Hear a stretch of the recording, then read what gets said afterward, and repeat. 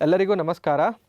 ಆರ್ಥಿಕ ಅಭ್ಯುದಯಕ್ಕಾಗಿ ಅರ್ಥಶಾಸ್ತ್ರ ತರಗತಿಗಳಿಗೆ ಸ್ವಾಗತ. ಮಕ್ಕಳೇ, ನಾವಿವತ್ತು ಅರ್ಥವ್ಯವಸ್ಥೆಯ ಅರ್ಥ ಮತ್ತು ಪ್ರಕಾರಗಳು ಅನ್ನುವಂಥ ಹೊಸ ಅಧ್ಯಾಯನ ತಿಳ್ಕೊತಾ ಹೋಗ್ತೀವಿ. ಇದು ಈ ಅಧ್ಯಾಯದ ಭಾಗ 1. ನೋಡೋಣವಾಗಿದ್ದರೆ ಅಧ್ಯಾಯದಲ್ಲಿ ಏನೇನಿದೆ, ಯಾವ ಅಂಶಗಳನ್ನು ನಾವಿವತ್ತು ಗ್ರಹಿಸ್ತೀವಿ ಅಂತ. ಮೊದಲನೇದಾಗಿ ನಾನು ನಿಮಗೆ ಒಂದು ಪ್ರಶ್ನೆ ಕೇಳ್ತೀನಿ. ಈ ಕೆಳಗಡೆ ನಿಮಗೆ 3 ಪ್ರಕಾರದ ಅರ್ಥವ್ಯವಸ್ಥೆಗಳನ್ನು ಕೊಟ್ಟಿದೆ. ಇದರಲ್ಲಿ ಭಾರತ ಯಾವ ರೀತಿಯ ಅರ್ಥವ್ಯವಸ್ಥೆ ಇರಬಹುದು? ಗುರುತಿಸಿ ನೋಡೋಣ.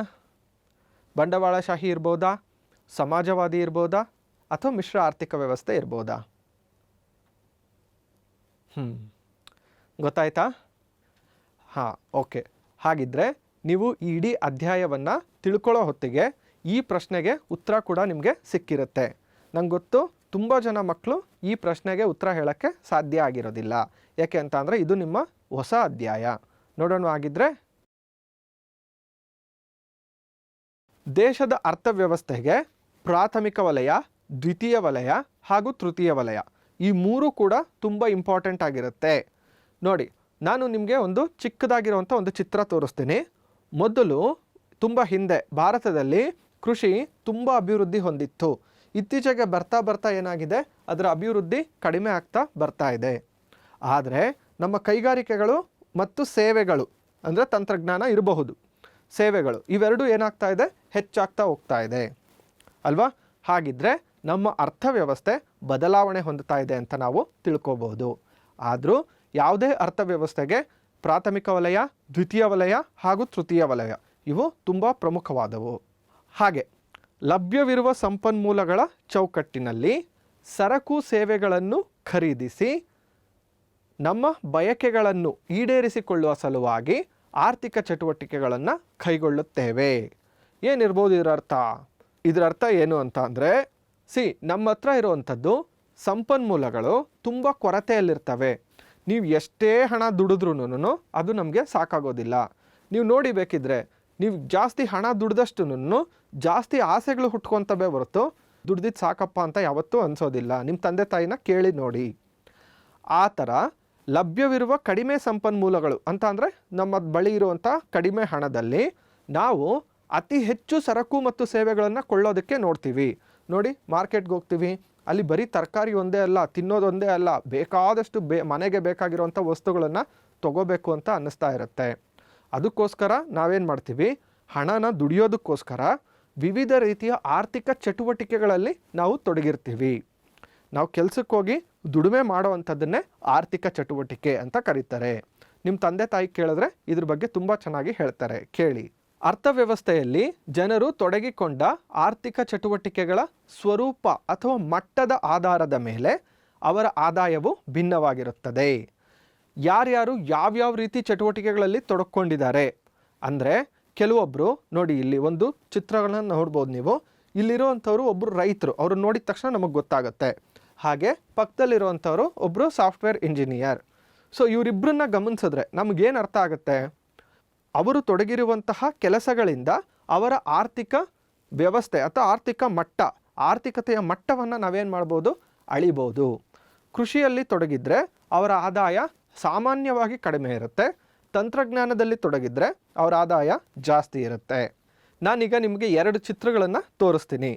ಈ 2 ಚಿತ್ರಗಳಲ್ಲಿ ಅಭಿವೃದ್ಧಿ ಹೊಂದಿರುವಂತಹ ಅರ್ಥವ್ಯವಸ್ಥೆ ಯಾವುದು, ಅಭಿವೃದ್ಧಿ ಹೊಂದಿಲ್ಲದೆ ಇರುವಂಥ ಅರ್ಥವ್ಯವಸ್ಥೆ ಯಾವುದು ಅಂತ ನೀವು ಗುರ್ತಿಡಿಬೇಕು. ಯಾವುದು ಅಭಿವೃದ್ಧಿ ಹೊಂದಿರ್ಬೋದು, ಯಾವುದು ಅಭಿವೃದ್ಧಿ ಹೊಂದದಲ್ಲೇ ಇರ್ಬೋದು? ಹಾಂ, ನೋಡಿ, ಇದು ಆರ್ಥಿಕ ಅಭಿವೃದ್ಧಿ ಹೊಂದಿರುವಂತಹ ರಾಷ್ಟ್ರ. ಅರ್ಥ ಆಯ್ತಾ? ಈ ರಾಷ್ಟ್ರದಲ್ಲಿ ಅರ್ಥವ್ಯವಸ್ಥೆ ಇನ್ನೂ ಅಭಿವೃದ್ಧಿ ಹೊಂದುತ್ತಾ ಹೋಗ್ತಾ ಇದೆ, ನಿಧಾನವಾಗಿ ಹೊಂದುತ್ತಾ ಇದೆ. ನಾನು ನಿಮ್ಗೆ ಎಕ್ಸಾಂಪಲ್ ಕೊಡೋದಾದರೆ, ಈಗ ಅಮೆರಿಕ ದೇಶವನ್ನು ತಗೊಂಡ್ರೆ ಅವರು ತುಂಬ ಬೇಗ ಅಭಿವೃದ್ಧಿ ಹೊಂದಿದ್ರು. ಭಾರತವನ್ನು ತಗೊಂಡ್ರೆ ನಾವು ನಿಧಾನಕ್ಕೆ ಅಭಿವೃದ್ಧಿ ಹೊಂದುತ್ತಾ ಇದ್ದೀವಿ. ಏನು ರೀಸನ್ ಇರ್ಬೋದು ಇದಕ್ಕೆ? ಹಾಂ, ಯಾಕೆ ಅಂತ ಅಂದರೆ, ನಾವು ಆಯಾ ರಾಷ್ಟ್ರದಲ್ಲಿ ಅನುಸರಿಸುವ ಆರ್ಥಿಕ ಚಟುವಟಿಕೆಗಳು. ನೋಡಿ, ಭಾರತದಲ್ಲಿ ಕೃಷಿ ಹಾಗೂ ಕೃಷಿ ಸಂಬಂಧಿತ ಚಟುವಟಿಕೆಗಳು ಜಾಸ್ತಿ, ಅಂದರೆ ಪ್ರಾಥಮಿಕ ವಲಯದ ಚಟುವಟಿಕೆಗಳು ಜಾಸ್ತಿ.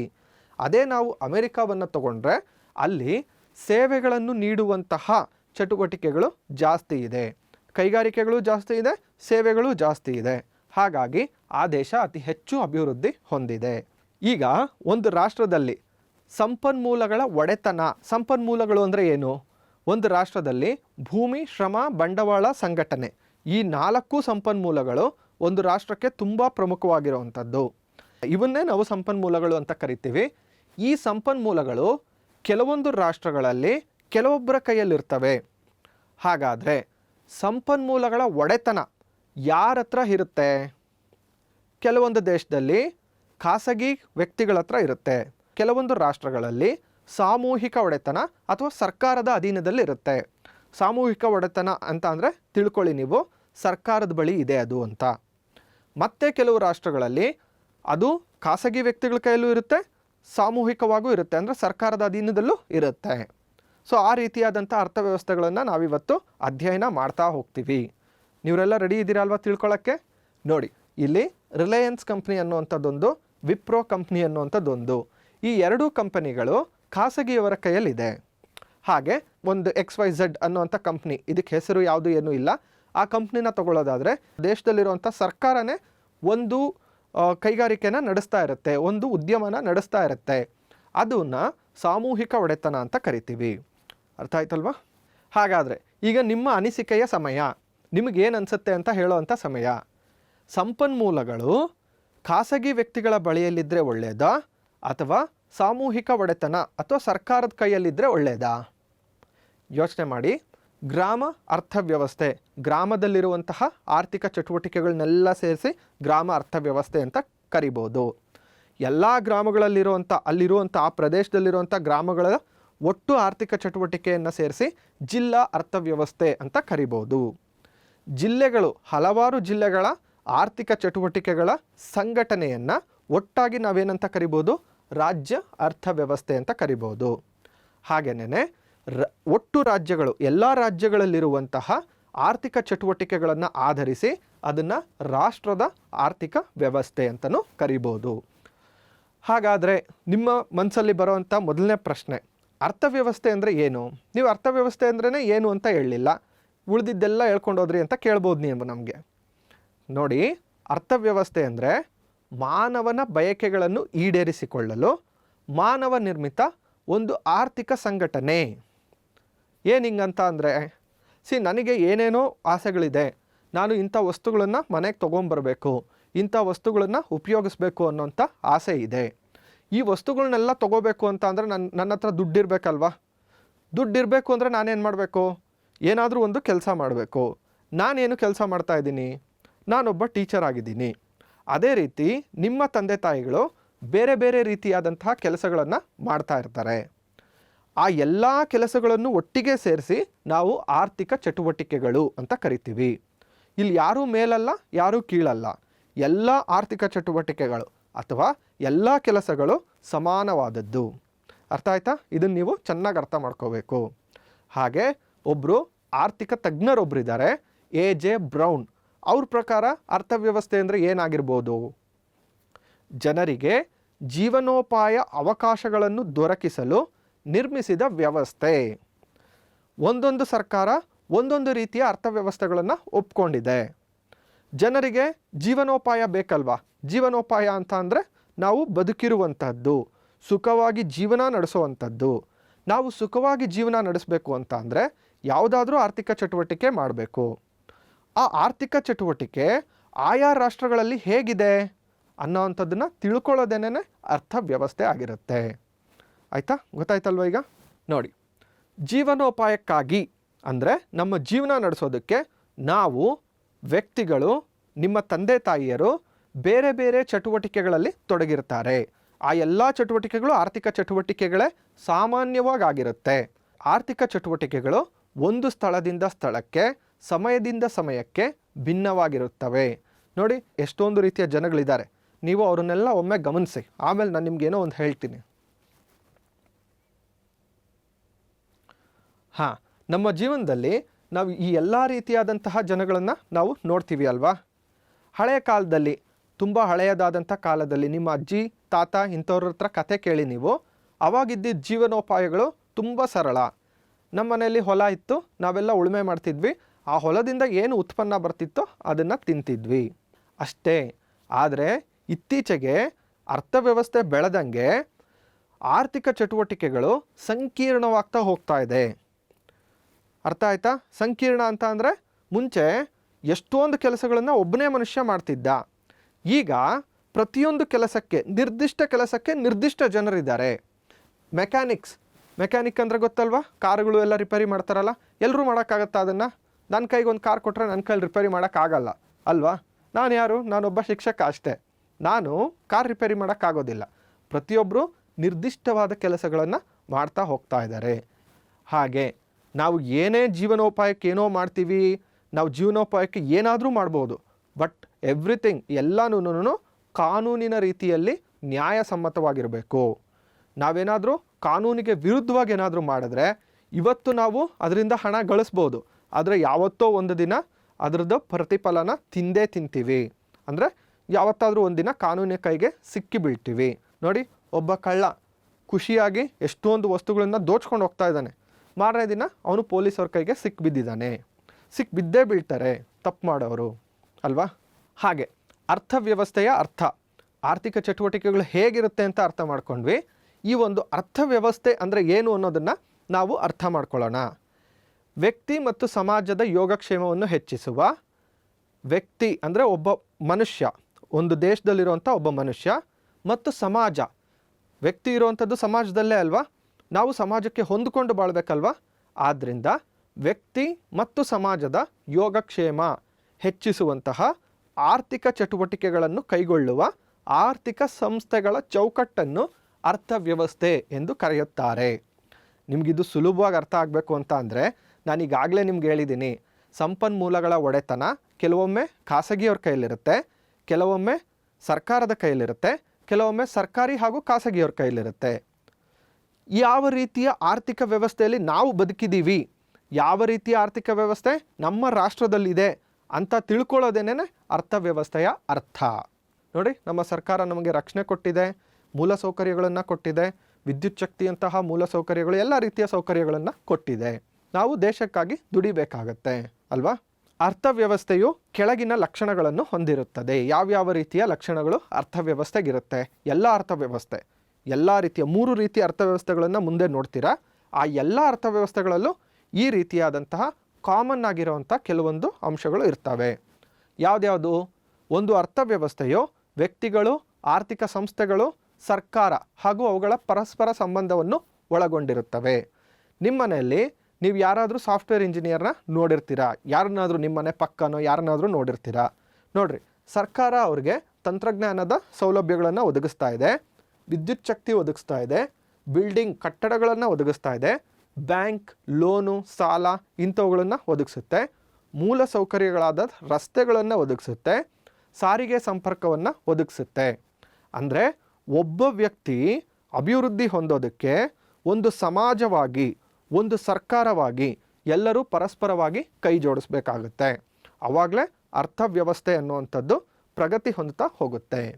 ಎರಡನೇದಾಗಿ, ಒಂದು ಅರ್ಥವ್ಯವಸ್ಥೆ ಅನ್ನುವಂಥದ್ದು ಕ್ರಿಯಾಶೀಲವಾದದ್ದು. ಆರ್ಥಿಕ ಸಂಸ್ಥೆಗಳು ನಿರಂತರವಾಗಿ ರಚನೆಯಾಗುತ್ತವೆ, ನಾಶವಾಗುತ್ತವೆ ಮತ್ತು ಬದಲಾಗುತ್ತವೆ. ಮೂರನೇದಿದೆಯಲ್ಲ, ಬದಲಾಗುತ್ತವೆ, ಅದು ತುಂಬ ಪ್ರಮುಖವಾದದ್ದು. ಏನು ಈ ಥರ ಅಂತ ಅಂದರೆ ನೋಡಿ, 2015ರಲ್ಲಿ 1950ರಲ್ಲಿ ರಚನೆ ಮಾಡಿದಂತಹ ಯೋಜನಾ ಆಯೋಗವನ್ನು ಸ್ಥಾನಪಲ್ಲಟಗೊಳಿಸಿ ನೀತಿ ಆಯೋಗ ಅಂತ ಬಂತು. ಯಾವಾಗ? 2015ರಲ್ಲಿ. ಇಷ್ಟು ವರ್ಷಗಳು ನಮಗಿದ್ದೇನು? ಯೋಜನಾ ಆಯೋಗ. ಈ ಯೋಜನಾ ಆಯೋಗ ಅನ್ನುವಂಥದ್ದು ಒಂದು ಆರ್ಥಿಕ ಚೌಕಟ್ಟು. ಇದನ್ನು ಬದಲಾಯಿಸಿದ್ಯಾವುದು? ನೀತಿ ಆಯೋಗ. ಅರ್ಥ ಆಯ್ತಲ್ವಾ? ಈ 2 ಸಂಸ್ಥೆಗಳ ಬಗ್ಗೆ ನಿಮಗೆ ಈ ಅಧ್ಯಾಯದ 2ನೇ ಭಾಗದಲ್ಲಿ ಕೊನೆಯಲ್ಲಿ ನಿಮಗೆ ಅತಿ ಹೆಚ್ಚು ಮಾಹಿತಿಯನ್ನು ಕೊಟ್ಟಿದ್ದಾರೆ. ಅಲ್ಲಿ ನೋಡೋಣ ಇದೇನಾಗಿದೆ ಅಂತ. ನೋಡಿ, ಮುಂಚೆ ಸಾಟಿ ವಿನಿಮಯ ಪದ್ಧತಿ ಅಂತ ಇತ್ತು. ಏನು ಸಾಟಿ ವಿನಿಮಯ ಪದ್ಧತಿ ಅಂತ ಅಂದರೆ, ಮೊದಲನೇ ಚಿತ್ರವನ್ನು ಒಂಚೂರು ಗಮನಿಸಿ. ಅಲ್ಲಿ ಒಂದು ವಸ್ತುವನ್ನು ಕೊಟ್ಟು ಇನ್ನೊಂದು ವಸ್ತುನ ತೊಗೊತಾ ಇದ್ದಾರೆ. ಇದನ್ನು ಸಾಟಿ ವಿನಿಮಯ ಪದ್ಧತಿ ಅಂತ ಕರಿತಾ ಇದ್ರು. ಆದರೆ ಇವತ್ತು ಆ ಥರ ಆಗುತ್ತಾ? ನನ್ನ ಹತ್ರ ಒಂದಿಷ್ಟು ರಾಗಿ ಇದೆ, ನಿಮ್ಮ ಹತ್ರ ಇರೋ ಅಕ್ಕಿ ಕೊಡಿ ಅಂದರೆ ಕೊಟ್ಬಿಡ್ತೀರಾ? ಕೊಡಲ್ಲ ಅಲ್ವಾ? ಅಕ್ಕಿ ರೇಟೇ ಬೇರೆ, ರಾಗಿ ರೇಟೇ ಬೇರೆ. ಮತ್ತು ಯಾಕೆ ಕೊಡ್ತೀರಾ? ಅದಕ್ಕೋಸ್ಕರ ಇವತ್ತೇನಾಗಿದೆ, ಹಣ ಅನ್ನುವಂಥದ್ದು ಚಾಲ್ತಿಗೆ ಬಂದಿದೆ. ಇವತ್ತಿನ ದಿನ ಹಣ ಇಲ್ದಲೆ ಯಾವುದೇ ರೀತಿಯ ವ್ಯವಹಾರಗಳು ನಡೀತಾ ಇಲ್ಲ ಸಾಮಾನ್ಯವಾಗಿ, ಎಲ್ಲನೂ ಅಲ್ಲ ಸಾಮಾನ್ಯವಾಗಿ. ಈಗ ಹಣಕ್ಕಿಂತ ಇವಾಗ ಏನಾಗಿದೆ, ಡಿಜಿಟಲ್ ಮಾಧ್ಯಮ ಬಂದಿದೆ. ಅಂದರೆ ನಿಮ್ಮ ಕೈಯಲ್ಲಿ ಹಣ ಅನ್ನುವಂಥದ್ದು ಘನವಾಗಿ ಇರಬೇಕು ಅಂತ ಏನಿಲ್ಲ, ಅದನ್ನು ಹಾರ್ಡ್ ಕ್ಯಾಶ್ ಅಂತಾರಲ್ವ, ಅದೇನಿರಬೇಕು ಅಂತ ಇಲ್ಲ. ನಿಮ್ಮ ಮೊಬೈಲ್ ಫೋನಲ್ಲಿದ್ದರೆ ಅಥವಾ ನೀವು ಇಂಟರ್ನೆಟ್ ಉಪಯೋಗಿಸೋರಾಗಿದ್ದರೆ ನೀವು ಇಂಟರ್ನೆಟ್ಟಿಂದನೇ ಒಬ್ಬರಿಂದ ಒಬ್ಬರಿಗೆ ದುಡ್ಡನ್ನು ವಿನಿಮಯ ಮಾಡ್ಕೊಂಬಿಡ್ಬೋದು, ಹಣವನ್ನು ವಿನಿಮಯ ಮಾಡ್ಕೊಂಬಿಡ್ಬೋದು ಅಲ್ವಾ. ಅಷ್ಟು ಸುಲಭ ಆಗಿದೆ ಇವತ್ತು ಹಣ ಅನ್ನುವಂಥದ್ದು. ಮೂರನೇ ಅಂಶ ಇದರಲ್ಲೇನು ಅಂತ ಅಂದರೆ ಉತ್ಪಾದನೆ, ಅನುಭೋಗ, ಹೂಡಿಕೆ ಒಂದು ಅರ್ಥವ್ಯವಸ್ಥೆಯ ಪ್ರಮುಖ ಚಟುವಟಿಕೆಗಳು ಅಂತ ಹೇಳ್ಬೋದು. ಮೊದಲನೇದಾಗಿ ಉತ್ಪಾದನೆ ನೋಡೋಣ. ನೋಡಿ, ಇಲ್ಲಿರುವಂಥ ಒಂದಿಷ್ಟು ಜನ ಸೇರಿ ಹಲವಾರು ಜನ ಕಾರ್ಮಿಕರು ಒಂದು ಕಾರ್ನ ಉತ್ಪಾದನೆ ಮಾಡ್ತಾ ಇದ್ದಾರೆ. ಆ ಕಾರ್ನ ಉತ್ಪಾದನೆ ಮಾಡಿದ್ಮೇಲೆ ಒಬ್ಬ ವ್ಯಕ್ತಿ ಅದನ್ನು ಕೊಂಡುಕೊತಾ ಇದ್ದಾನೆ. ಆಗ ಏನಾಯಿತು, ಉತ್ಪಾದನೆ ಆದಂತಹ ವಸ್ತು ಅನುಭೋಗ ಆಗ್ತಾ ಇದೆ. ಅನುಭೋಗ ಅಂದರೆ ಬಳಕೆ, ಸಾಮಾನ್ಯವಾಗಿ ಬಳಕೆ ಅಷ್ಟೇ. ಈ ಬಳಸಿದಂತಹ ವ್ಯಕ್ತಿ ಏನು ಮಾಡ್ತಾ ಇದ್ದಾನೆ, ಅವನು ಸುಮ್ಮನೆ ಬಳಸ್ತಾ ಇಲ್ಲ, ಅದಕ್ಕೆ ಇನ್ವೆಸ್ಟ್ ಅಂತ ಅಂದರೆ ದುಡ್ಡು ಹಾಕ್ತಾ ಇದ್ದಾನೆ. ತನ್ನ ಹತ್ರ ಇರುವಂಥ ಸೇವಿಂಗ್ಸ್ ಅಂತ ಅಂದರೆ ಉಳಿತಾಯಗಳನ್ನು ಆ ಕಂಪನಿ ಮೇಲೆ ಅಥವಾ ಆ ಕೈಗಾರಿಕೆ ಮೇಲೆ ತೊಡಗಿಸ್ತಾ ಇದ್ದಾನೆ. ಆ ತೊಡಗಿಸಿರುವಂಥ ಹೂಡಿಕೆ ಏನಾಗುತ್ತೆ, ಅದು ಮತ್ತೆ ಇದೇ ಕಂಪ್ನಿಗೆ ದುಡ್ಡಾಗಿ ಬರುತ್ತೆ, ಇದೇ ಕಂಪ್ನಿಗೆ ಬಂಡವಾಳವಾಗಿ ಬರುತ್ತೆ. ಆ ಬಂಡವಾಳ ಉಪಯೋಗಿಸ್ಕೊಂಡು ಹೆಚ್ಚು ಹೆಚ್ಚು ಕಾರುಗಳನ್ನು ತಯಾರಿಸ್ತಾರೆ. ಆ ಕಾರುಗಳು ಮತ್ತೆ ಮಾರಾಟ ಆಗ್ತವೆ. ಆ ಮಾರಾಟ ಆಗಿರೋದ್ರಿಂದ ಇವರಿಗೆ ಬಂಡವಾಳ ಹರಿದು ಬರುತ್ತೆ. ಬಂಡವಾಳ ಆಗೋದ್ರಿಂದ ಉತ್ಪಾದನೆ ಆಗ್ತಾ ಇರುತ್ತೆ. ಇದೊಂದು ರೀತಿ ಚಕ್ರ ಇದ್ದಂಗೆ, ಇದು ಮುಂದುವರಿತಾನೇ ಇರುತ್ತೆ. ನೋಡಿ, ಇಲ್ಲೊಂದು ಅಭಿವೃದ್ಧಿ ಹೊಂದಿರುವಂಥ ರಾಷ್ಟ್ರ ಇದೆ, ಇಲ್ಲಿ ಕೆಳಗಡೆ ನಾವು ಗಮನಿಸ್ಬೋದು. ಇಲ್ಲಿ ದ್ವಿತೀಯ ವಲಯ ಅಂದರೆ ಕೈಗಾರಿಕೆಗಳು, ತೃತೀಯ ವಲಯ ಅಂದರೆ ತಂತ್ರಜ್ಞಾನ ಸೇವೆಗಳು ತುಂಬ ಹೆಚ್ಚು ಅಭಿವೃದ್ಧಿ ಹೊಂದುತ್ತಾ ಹೋಗ್ತವೆ. ಅದೇ ಅಭಿವೃದ್ಧಿ ಹೊಂದುತ್ತಾ ಇರುವಂತಹ ರಾಷ್ಟ್ರಗಳಲ್ಲಿ ಅನಭಿವೃದ್ಧ ರಾಷ್ಟ್ರಗಳು ಇಲ್ಲಿ ಕೊಟ್ಟಿದ್ದಾರಲ್ಲ, ಆ ರೀತಿ ಅನಭಿವೃದ್ಧ ರಾಷ್ಟ್ರಗಳಲ್ಲಿ ಇನ್ನೂ ಕೃಷಿನೇ ಪ್ರಾಥಮಿಕ ವಲಯನೇ ನಿಧಾನಕ್ಕೆ ಜರುಗ್ತಾ ಇದೆ. ಈಗ ನಮ್ಮ ಅಧ್ಯಾಯದ ಪ್ರಮುಖವಾದಂತಹ ಘಟ್ಟ ಏನಿದು, ನಮ್ಮ ಅಧ್ಯಾಯದ ಪ್ರಮುಖವಾದಂತಹ ಘಟ್ಟ ಅಂದ್ಬಿಟ್ರೆ ನೋಡ್ರಿ, ನಾವಿಷ್ಟೊತ್ತರೆಗೂ ಆರ್ಥಿಕ ಚಟುವಟಿಕೆಗಳು ಅಂತ ಹೇಳ್ಕೊಂಡೋದ್ವಿ. ಏನು ಈ ಆರ್ಥಿಕ ಚಟುವಟಿಕೆಗಳು ಅಂತ ಅಂದರೆ, ಈ ಆರ್ಥಿಕ ಚಟುವಟಿಕೆಗಳು ಹೇಗಿರ್ತವೆ, ಒಂದೊಂದು ರಾಷ್ಟ್ರದಲ್ಲಿ ಒಂದೊಂದು ರೀತಿಯ ಆರ್ಥಿಕ ಚಟುವಟಿಕೆಗಳಿರ್ತವೆ. ಯಾಕೆ, ನಮ್ಮ ವಿಶ್ವದಲ್ಲಿರುವಂತಹ ರಾಷ್ಟ್ರಗಳು ಬಂಡವಾಳಶಾಹಿ, ಸಮಾಜವಾದಿ ಮತ್ತು ಮಿಶ್ರ ಆರ್ಥಿಕ ವ್ಯವಸ್ಥೆಗಳು ಅಂತೇಳಿ ವಿಂಗಡಣೆ ಆಗಿದ್ದಾವೆ. ಆಯಿತಾ, ಅಂದರೆ ಉತ್ಪಾದನಾಂಗಗಳು ಬಂಡವಾಳಶಾಹಿನಲ್ಲೊಂಥರ, ಸಮಾಜವಾದಿನಲ್ಲೊಂಥರ, ಮಿಶ್ರ ಆರ್ಥಿಕ ವ್ಯವಸ್ಥೆನಲ್ಲೊಂಥರ ಹಂಚಿಕೆ ಆಗಿದ್ದಾವೆ. ಅವು ಹೇಗೆ ಹಂಚಿಕೆ ಆಗಿದ್ದಾವೆ ಅಂತ ನೋಡೋಣ, ಒಂದೊಂದನ್ನೇ ತಿಳ್ಕೊಳ್ಳೋಣ. ನೋಡಿ, ಈಗ ನೋಡಿ, ಮೊದಲನೇದಾಗಿ ಬಂಡವಾಳಶಾಹಿ ಅರ್ಥವ್ಯವಸ್ಥೆ ಹೇಗಿರುತ್ತೆ, ಉತ್ಪಾದನಾಂಗಗಳ ಒಡೆತನ ಖಾಸಗಿಯವರ ಕೈಯಲ್ಲಿರುತ್ತದೆ. ಇದಕ್ಕೆ ಪ್ರಮುಖವಾದ ಉದಾಹರಣೆ ಅಂದರೆ ಅಮೆರಿಕಾದಲ್ಲಿ ಯಾವುದೇ ಮನುಷ್ಯ ಅಲ್ಲಿನ ಸಮಾಜಕ್ಕೆ ತೊಂದರೆ ಆಗದಲೇ ಇರುವಂತಹ ರೀತಿ ಯಾವುದಾದ್ರೂ ಉದ್ಯಮನ ಕೈಗೊಳ್ಬೋದು. ಅರ್ಥ ಆಯ್ತಾ? ಅದೇ ರೀತಿ ಎರಡನೇದು ಸಮಾಜವಾದಿ ಅರ್ಥವ್ಯವಸ್ಥೆ. ಉತ್ಪಾದನಾಂಗಗಳ ಒಡೆತನ ಸಾಮೂಹಿಕವಾಗಿರುತ್ತದೆ, ಅಂದರೆ ಸರ್ಕಾರದ ಅಧೀನದಲ್ಲಿರುತ್ತದೆ. ಇದಕ್ಕೆ ಉದಾಹರಣೆ ಚೈನಾ. ಇಲ್ಲಿ ಇದು ನನ್ನ ಆಸ್ತಿ, ಇದು ನನ್ನ ಉತ್ಪಾದನಾಂಗ, ಅಂದರೆ ಈ ಜಮೀನು ನಂದು, ಈ ಭೂಮಿ ನಂದು, ಈ ಆಸ್ತಿ ನಂದು ಅಂತ ಯಾವುದನ್ನು ಹೇಳೋಂಗಿಲ್ಲ. ಯಾಕೆ ಅಂತ ಅಂದರೆ ಎಲ್ಲ ಭೂಮಿ, ಎಲ್ಲ ಉದ್ಯಮಗಳು ಸರ್ಕಾರದ ಅಧೀನದಲ್ಲಿರುತ್ತವೆ. ಓಕೆ, ನಿಮಗೆ ಈ ವ್ಯವಸ್ಥೆ ಇಷ್ಟ ಆಯಿತಾ, ಈ ವ್ಯವಸ್ಥೆ ಇಷ್ಟ ಆಯಿತಾ? ಈ ಎರಡೂ ವ್ಯವಸ್ಥೆಗಿಂತ ಭಿನ್ನವಾಗಿರೋ ಇನ್ನೂ ಒಂದು ವ್ಯವಸ್ಥೆ ಇದೆ, ಅದನ್ನು ನೋಡಿ. ಇದು ಮಿಶ್ರ ಆರ್ಥಿಕ ವ್ಯವಸ್ಥೆ. ಇಲ್ಲಿ ಉತ್ಪಾದನಾಂಗಗಳು ಸರ್ಕಾರದ ಬಳಿನೂ ಕೆಲವಿರ್ತವೆ, ಖಾಸಗಿಯವರ ಬಳಿನೂ ಕೆಲವಿರ್ತವೆ. ಇದು ಒಂದು ರೀತಿಯ ಅರ್ಥವ್ಯವಸ್ಥೆ. ಇದನ್ನು ನಾವು ಮಿಶ್ರ ಆರ್ಥಿಕ ವ್ಯವಸ್ಥೆ ಅಂತ ಕರಿತೀವಿ. ಇದಕ್ಕೆ ಪ್ರಥಮವಾದ, ಮುಖ್ಯವಾದ, ಪ್ರಾಮುಖ್ಯವಾದ ಉದಾಹರಣೆ ಅಂತ ಅಂದರೆ ನಮ್ಮ ದೇಶ ಭಾರತ ಅಲ್ವಾ. ಬಂಡವಾಳಶಾಹಿ ಅರ್ಥವ್ಯವಸ್ಥೆಯಲ್ಲಿ ಪ್ರಮುಖವಾಗಿ ನೀವು ತಿಳ್ಕೋಬೇಕಾಗಿರೋದು ಸರ್ಕಾರದ ಹಸ್ತಕ್ಷೇಪ ಕನಿಷ್ಠ ಮಟ್ಟದಲ್ಲಿರುತ್ತದೆ. ಅಂದರೆ ಸರ್ಕಾರ ಜನಗಳಿಗೆ ನೋಡಿ, ನೀವು ಈ ರೀತಿಯಾದಂತಹ ಆರ್ಥಿಕ ಚಟುವಟಿಕೆಗಳನ್ನು ಕೈಗೊಳ್ಳ್ರಿ, ನಾವು ಈ ರೀತಿ ಪ್ರೋತ್ಸಾಹ ಮಾಡ್ತೀವಿ, ನಾವು ಈ ರೀತಿ ಭೂಮಿನ ನಿಮಗೆ ಕೊಡ್ತೀವಿ, ಈ ರೀತಿ ಉದ್ಯಮಗಳನ್ನು ಸ್ಥಾಪನೆ ಮಾಡಿದ್ರೆ ಈ ರೀತಿ ಲೋನ್ ಕೊಡ್ತೀವಿ, ಇದೆಲ್ಲ ಏನೂ ಇಲ್ಲ. ಯಾವ ಮನುಷ್ಯ ಅವನಿಗೆ ಹೇಗೆ ಬೇಕೋ ಹಾಗೆ ಜೀವನ ಮಾಡ್ಬೋದು. ಫ್ರೀ ಕಂಟ್ರಿ ಅಂತ ಕರ್ಕೊತಾರೆ ಅವ್ರ ದೇಶನ, ಯಾವುದನ್ನು, ಅಮೆರಿಕ ಅನ್ನೋಂಥ ದೇಶನ. ಅರ್ಥ ಆಯ್ತಾ? ಬಂಡವಾಳಶಾಹಿ ವ್ಯವಸ್ಥೆಯಲ್ಲಿ ವ್ಯಕ್ತಿಗಳು ಉತ್ಪಾದನಾ ಸಾಧನಗಳ ಒಡೆತನ ಹೊಂದಿರುತ್ತಾರೆ. ಏನು ಉತ್ಪಾದನಾಂಗಗಳು ಅಂತ ಅಂದರೆ ಎಷ್ಟೊಂದು ಸಾರಿ ಹೇಳಿದ್ವಲ್ಲ, ಉತ್ಪಾದನಾಂಗಗಳು ಅಂದರೆ ಭೂಮಿ, ಶ್ರಮ, ಬಂಡವಾಳ, ಸಂಘಟನೆ. ಸೊ ಅದಕ್ಕೆ ಇದನ್ನೇನಂತ ಕರಿತೀವಿ? ಮುಕ್ತ ಉದ್ಯಮ ಅರ್ಥವ್ಯವಸ್ಥೆ ಅಂತ ಕರೀತಾರೆ. ನೋಡಿ, ಇಲ್ಲಿರುವಂಥ ಒಬ್ಬ ಖಾಸಗಿ ವ್ಯಕ್ತಿ ಉದ್ಯಮಗಳು, ಭೂಮಿ, ನೆಲ, ಜಲ ಎಲ್ಲ ನಂದು ಅಂತ ಹೇಳ್ಕೊತಾ ಇದ್ದಾನೆ ಅಲ್ವಾ? ಸೊ ಅವನು ಫ್ರೀ, ಸ್ವತಂತ್ರನಾಗಿದ್ದಾನೆ ಅವನು. ಇದು ಅಮೆರಿಕಾ ದೇಶದ ಅಂಕಲ್ ಸ್ಯಾಮ್ ಅನ್ನುವಂಥ ತುಂಬ ಪ್ರಮುಖವಾದ ಹಾಗೂ ತುಂಬ ಪ್ರಚಲಿತವಾಗಿದ್ದಂತಹ ಒಂದು ಚಿತ್ರ. ಇಲ್ಲಿ ತೋರಿಸ್ತಾ ಇರುವಂಥದ್ದು ಯು ಕ್ಯಾನ್ ಅಂತ.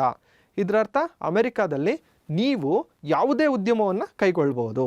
ಬಂಡವಾಳಶಾಹಿ ವ್ಯವಸ್ಥೆಯ ಪ್ರಮುಖ ಲಕ್ಷಣ. ಒಂದೊಂದೇ ಅರ್ಥವ್ಯವಸ್ಥೆನ ತಿಳ್ಕೊತಾ ಹೋಗ್ತೀವಿ. ಅದರಲ್ಲಿ ಮೊದಲನೇದು ಬಂಡವಾಳಶಾಹಿ. ಇಲ್ಲಿ ಉತ್ಪಾದನಾಂಗಗಳು ಖಾಸಗಿಯವರ ಕೈಯಲ್ಲಿರುತ್ತವೆ. ಖಾಸಗಿ ಆಸ್ತಿ. ಇಲ್ಲಿ ನಮ್ಗೆ ಎಷ್ಟು ಬೇಕೋ ಅಷ್ಟು ಭೂಮಿನ ಕೊಂಡ್ಕೋಬೋದು, ಎಷ್ಟು ಬೇಕೋ ಅಷ್ಟು ಉದ್ಯಮಗಳನ್ನು ಶುರು ಮಾಡ್ಬೋದು. ಯಾವ ರೀತಿ ನಮ್ಗೆ ಇಷ್ಟ ಆಗುತ್ತೋ ಆ ರೀತಿ ನಾವು ಬದುಕ್ಬೋದು. ಅದಕ್ಕೋಸ್ಕರ ಇಲ್ಲಿ ಆಸ್ತಿ ಮಾಡಬೇಕು, ನನ್ನ ಆಸ್ತಿನ ನನ್ನ ಮಗನಿಗೆ ಕೊಡಬೇಕು, ಈ ರೀತಿಯಾದಂತಹ ಆಸೆಗಳು ಜಾಸ್ತಿ ಇರುತ್ತೆ. ಓಕೆ, ಸಂಪತ್ತನ್ನು ಹೊಂದುವ, ಸಂಗ್ರಹಿಸುವ ಭಾವನೆಯು ಅತ್ಯಂತ ಪ್ರಬಲವಾಗಿರುತ್ತೆ. ಎರಡನೇದು ಉದ್ಯಮ ಸ್ವಾತಂತ್ರ್ಯ. ನೋಡಿ, ನೀವು ಈ ರೀತಿಯಾದಂತಹ ಕೆಲಸಗಳನ್ನೇ ಮಾಡಬೇಕು ಅಂತ ಎಲ್ಲೂ ಹೇಳಿಲ್ಲ. ಯಾರು ತಮಗಿಷ್ಟ ಬಂದಂತಹ ಕೆಲಸಗಳನ್ನು ಮಾಡ್ಬೋದಾಗಿದೆ. ಇಲ್ಲಿ ನಮ್ಮ ಆಯ್ಕೆಯ ಮೇರೆಗೆ ಮಾರುಕಟ್ಟೆಯಲ್ಲಿ ಅತ್ಯಂತ ಲಾಭ ಪಡೆಯುವ ಹಾಗೆ ಮಾರಾಟ ಮಾಡ್ಬೋದು. ಅನುಭೋಗಿಯ ಸಾರ್ವಭೌಮತ್ವ. ಇಲ್ಲಿ ಯಾರು ಕೊಂಡುಕೊಂತಾನೋ ಅವನೇ ರಾಜ, ಅವನಿಗೆ ತುಂಬ ಪ್ರಾಶಸ್ತ್ಯ ಜಾಸ್ತಿ. ಬಂಡವಾಳಶಾಹಿಯಲ್ಲಿ ಅನುಭೋಗಿಯೇ ಸಾರ್ವಭೌಮ. ಇಲ್ಲಿ ಅನುಭೋಗಿಗಳು ಏನನ್ನು ಇಷ್ಟಪಡ್ತಾರೋ ಅದನ್ನೇ ಉತ್ಪಾದನೆ ಮಾಡುತ್ತೆ. ಯಾವುದು? ಬಂಡವಾಳಶಾಹಿ ಅರ್ಥವ್ಯವಸ್ಥೆ. ಇಲ್ಲಿ ಲಾಭದ ಉದ್ದೇಶ ಜಾಸ್ತಿ. ವಿಶೇಷವಾಗಿ ಬಂಡವಾಳಶಾಹಿ ವರ್ಗ ಅಂತಲೇ ಇದೆ. ಇವರು ಲಾಭಕ್ಕೋಸ್ಕರನೇ ದುಡಿತಾರೆ. ತಪ್ಪೇನೂ ಇಲ್ಲ. ಎಲ್ಲ ಒಂದೊಂದು ಅರ್ಥವ್ಯವಸ್ಥೆನಲ್ಲೂ ಒಂದೊಂದು ಗುಣಗಳು ಅವಗುಣಗಳು ಇರುತ್ತೆ. ಇಲ್ಲಿ ಎಲ್ಲರಿಗೂ ಲಾಭ ಅನ್ನೋಂಥದ್ದು ತುಂಬ ಇಷ್ಟ. ಕನಿಷ್ಠ ವೆಚ್ಚ ಅಂದರೆ ತುಂಬ ಕಡಿಮೆ ವೆಚ್ಚದಲ್ಲಿ ಒಂದು ವಸ್ತುನ ಉತ್ಪಾದನೆ ಮಾಡಿ ಅದನ್ನು ಗರಿಷ್ಠ ಲಾಭಕ್ಕೆ ಮಾರ್ತಾರೆ. ಪೈಪೋಟಿ ಮಾರುಕಟ್ಟೆಗಳು ಮತ್ತು ಬೆಲೆಗಳು ಅಂದರೆ ಯಾರು ಯಾವ ವಸ್ತುನ ಬೇಕಿದ್ರೂ ಉತ್ಪಾದನೆ ಮಾಡ್ಬೋದು. ಇಲ್ಲಿ ಸರ್ಕಾರದ ನಿಯಂತ್ರಣ ಇರೋದಿಲ್ಲ. ಅದಕ್ಕೋಸ್ಕರ ಬಹಳ ಜನ ಒಂದೇ ರೀತಿಯ ವಸ್ತುಗಳನ್ನು ಉತ್ಪಾದನೆ ಮಾಡ್ತಿರ್ತಾರೆ. ಆಗ ಪೈಪೋಟಿಗಳು, ಬೆಲೆಗಳು ಎಲ್ಲ ನಿಯಂತ್ರಣದಲ್ಲಿ ಇರ್ತವೆ. ಬಂಡವಾಳಶಾಹಿ ಅರ್ಥವ್ಯವಸ್ಥೆ ಮತ್ತೊಂದು ಲಕ್ಷಣ ಅಂದರೆ ಸರ್ಕಾರದ ಹಸ್ತಕ್ಷೇಪ ಇಲ್ಲದಿರುವಿಕೆ. ಇದನ್ನು ನಾವು ಮೊದಲೇ ನೋಡಿದ್ದೀವಿ.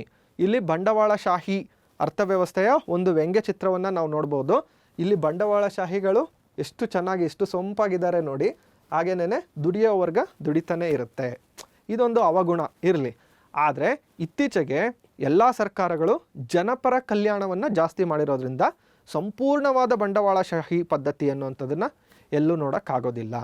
ನಾವೀಗ ಅಮೆರಿಕಾದಂತಹ ಬಂಡವಾಳಶಾಹಿ ರಾಷ್ಟ್ರದ ಬಗ್ಗೆ ತಿಳ್ಕೊಂಡ್ವಿ. ಈಗ ರಷ್ಯಾ ಮತ್ತು ಚೈನಾದಂತಹ ಸಮಾಜವಾದಿ ರಾಷ್ಟ್ರದ ಬಗ್ಗೆ ತಿಳ್ಕೊಳ್ಳೋಣ.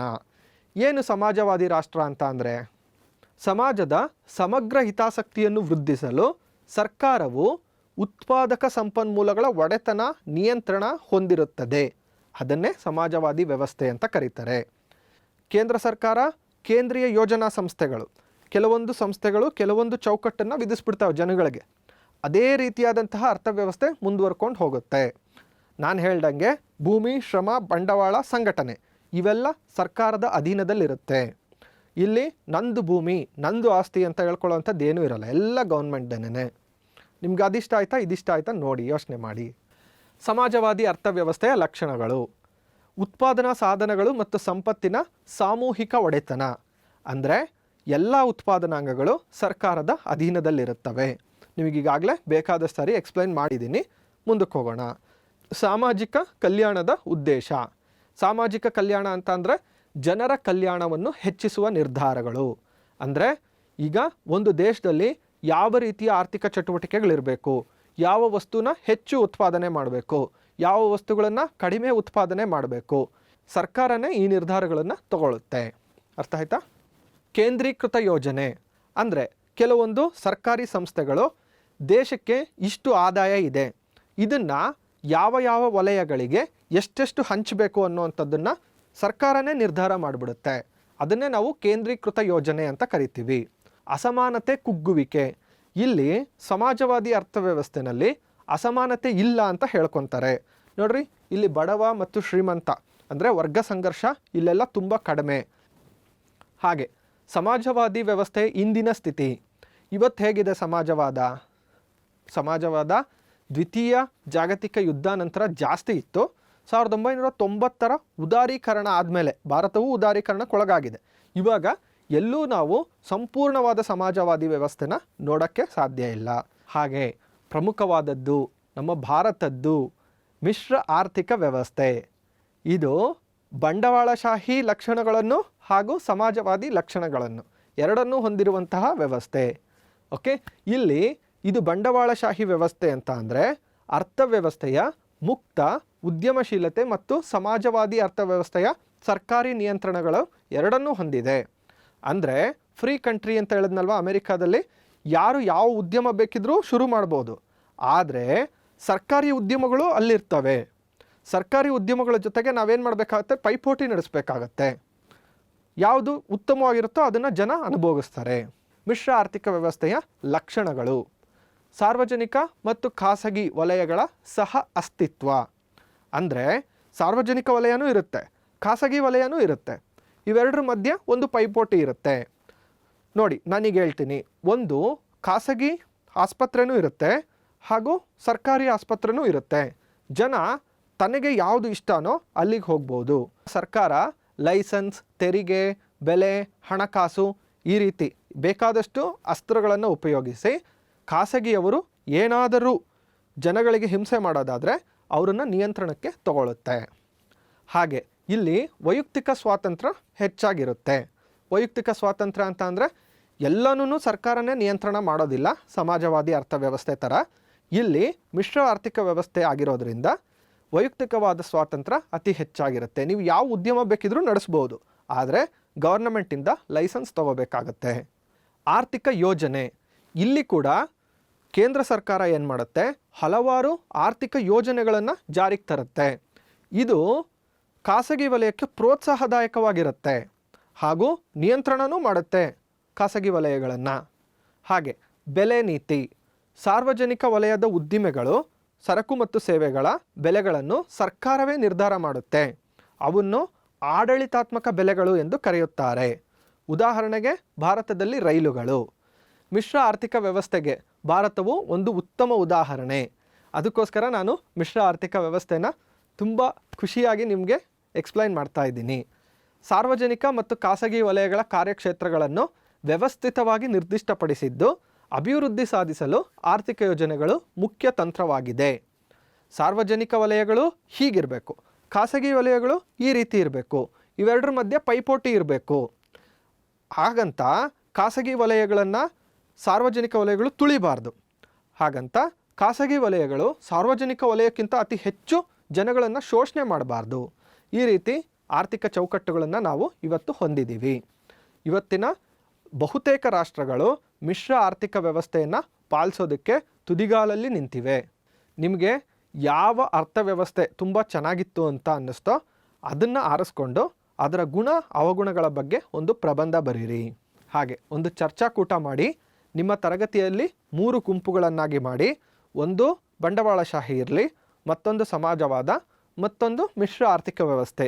ನೀವು 3 ಸೇರಿ ಆ 3 ಅರ್ಥವ್ಯವಸ್ಥೆಯಲ್ಲಿರೋ ಗುಣ ಅವಗುಣಗಳ ಬಗ್ಗೆ ಚರ್ಚೆ ನಡೆಸಿ. ನಾನೀಗ ನಿಮಗೆ ಕೆಲವೊಂದು ಗೃಹ ಕಾರ್ಯಗಳನ್ನು ಕೊಡ್ತೀನಿ, ತಗೊಳ್ಳಿ. ಕೊನೆಯದಾಗಿ ಒಂದು ಚಟುವಟಿಕೆ. ನಾವು 3 ರೀತಿಯ ಅರ್ಥವ್ಯವಸ್ಥೆಗಳನ್ನು ತಿಳ್ಕೊಂಡಿದ್ದೀವಿ.